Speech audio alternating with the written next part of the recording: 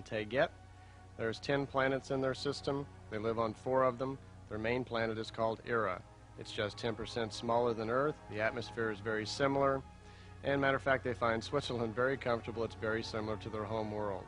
You see, there is a large family of man out there, and it's time for us to become aware we're about to join them.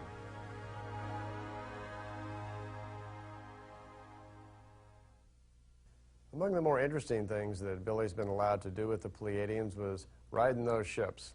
Now, on many occasions, they'd pick him up and they would go to different places to teach him things. You see, it's one thing for you and I to discuss these things, and it affects our belief system and our logic, and we scratch our head and say, well, maybe, that might be. We work it into our thoughts. For Billy, it was a little bit different. They wanted him to experience things for himself so he would know his own truths. One of the most amazing concepts that extraterrestrials are going to introduce to us that we have to keep track of and learn about is time. We've suggested that a little bit, but I'd like to tell you a little bit of story about time so you can kind of get your own frame of reference a little bit better. On one occasion, Billy was asking about time, and he was having difficulty understanding it himself. And they said, well, come along in the ship, and we'll show you how it works. They got into the ship, one of the ships that's capable of moving in time.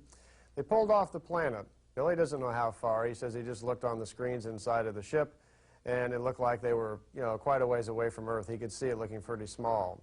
Then they went right back down to Earth. He doesn't know how that works. As they got back down to Earth, they said, well, we're in a different time. Now, nothing had happened. Billy hadn't felt anything, so how do you know you're in a different time? Billy stepped outside of the ship and suddenly knew that something was different. The look and feel of the surroundings set off his senses.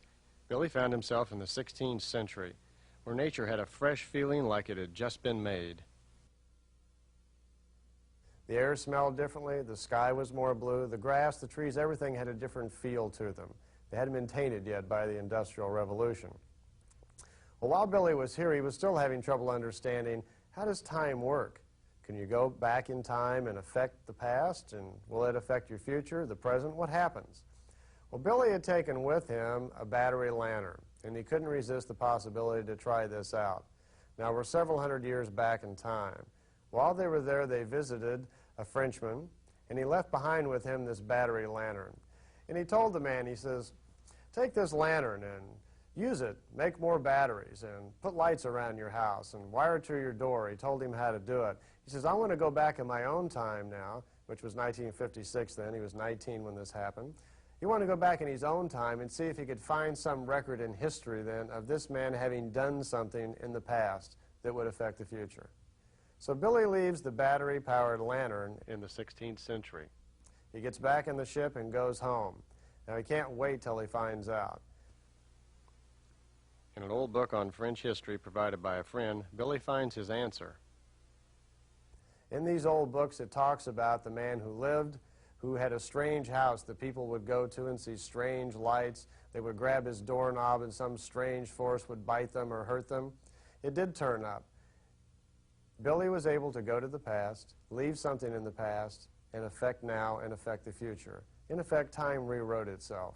A difficult concept, right? But time is something you and I are going to have to learn to live with a little bit different way in the future. It's very unusual to get pictures of extraterrestrial spacecraft. It's even more unusual to get more than one craft at a time. Billy has pictures of 2, 3, even 4 craft. What you're looking at here is a small remote ship hovering below a regular beam ship. These remote or telemeter ships, as the Pleiadians call them, are used to keep track of our languages. You see, they monitor all of our languages. They say they have on file every language we've ever spoken on this planet. The reason for that is simple. The Pleiadians, even though they're telepathic, have difficulty listening to some of our emotions. It makes them feel uncomfortable physically. So they use the remote or telemeter ships to monitor our languages, our news broadcast. This allows the Pleiadians to study us to better understand the differences in our societies. On many occasions, Billy was asked if he could bring friends along to see the ships. They always remarked no, that would not be possible. However, they did allow on a few occasions for Billy to bring several friends together and take pictures at night. Billy, however, was the only one ever allowed aboard ship. Usually people would drive him out to a contact, let him out, and Billy would disappear into the woods. Quite often, Billy could be taking pictures of the ships and someone standing even 100 yards down the road couldn't see them. Billy quite often asked if it would be possible to visit other worlds, and are there other civilizations out there having the same problems that we are, and how are they doing at it? Well, Semjase came one day and says, I've gotten permission to take you with me, and we're going to visit other galaxies.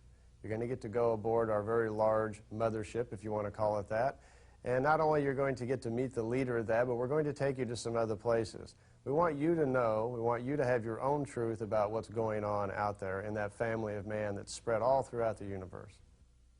This picture was taken from out the window of a beam ship by Billy. You can see the ship just in front of them in the bottom frame of the picture. The green color is caused by the atmosphere inside of the ship.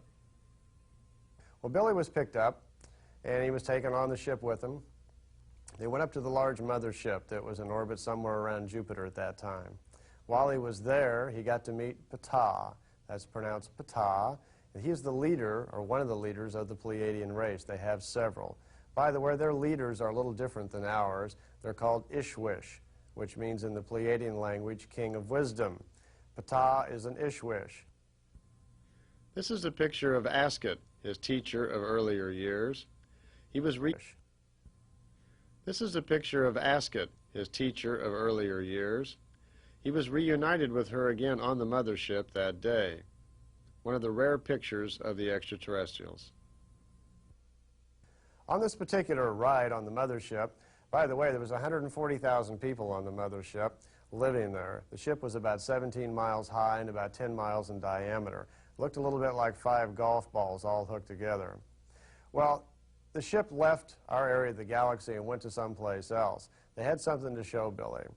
Billy and Semjase got into one of the smaller ships, left the mothership, and went off on their own, because Semjase wanted him to see what World War III looked like on another planet.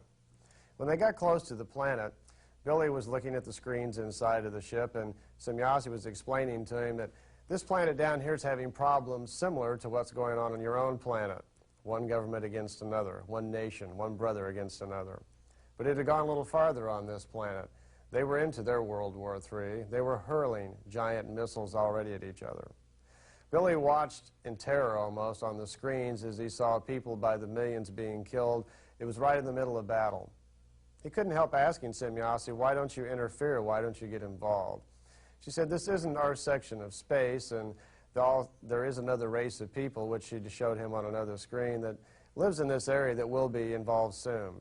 They said it's important for us to know that they feel we have our own right to grow on our own, that they're not going to interfere in our right to do whatever we want to with ourselves. They would defend the planet. They wouldn't let us blow the planet up. But we have our own free will to do with our lives as we want.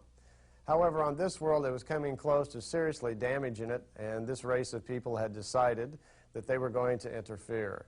As Billy watched, Semjase told him that the battle would end soon, that not any more would die, that within a few days they would come to their senses, the extraterrestrials who were in that area would make their presence be felt, and peace would come on that planet.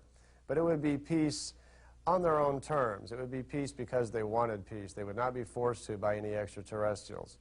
As they watched on the screens, Billy noticed a runaway missile that had gotten off track, and it streamed right by the little ship they were in. And actually, it even rocked their ship a little bit, and Semjase had to grab the controls and get the ship back in control. It had bumped into the screens protecting the ship.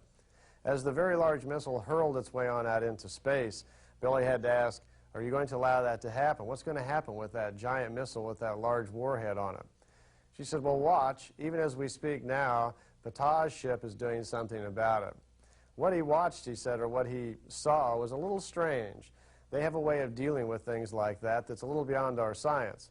Billy looked out the window, and he saw the giant missile hurling on into space, and as it passed in front of Ptah's much larger ship, a very strange kind of liquid-looking energy came out of Ptah's ship and engulfed the giant missile as it went by. Suddenly, the whole form of it went into a rectangular shape. It engulfed the missile, and it kind of froze in space there just for a second. And Billy said it's kind of hard to describe. That suddenly it just kind of crackled like an egg cracking and disappeared. Whatever energy they had put out engulfed the missile, broke it down into its own molecular structure, whatever, and it just disappeared, a fine way of dealing with it. Either that or it somehow exploded into itself. We don't really know. That technology is a little beyond us. So extraterrestrials do interfere at some point. Just like the Pleiadians have told us, they would draw the line when we start to affect the planet, the solar system, or the universe around us. But we have the right of free will to do with ourselves as we please. Billy and his family were awakened one night by this strange energy, strange light, whatever you want to call it. Billy went outside and took some pictures of it as it hovered over the parking lot in front of his house. It also awoke people all over the area. Billy only was able to run off 4 or 5 shots that night. He tried mentally to communicate with it, but received nothing. Later, when he asked Semjase what it was, she didn't know either. We could be looking at the first ever pictures of a collective consciousness, a group of people living in energy form.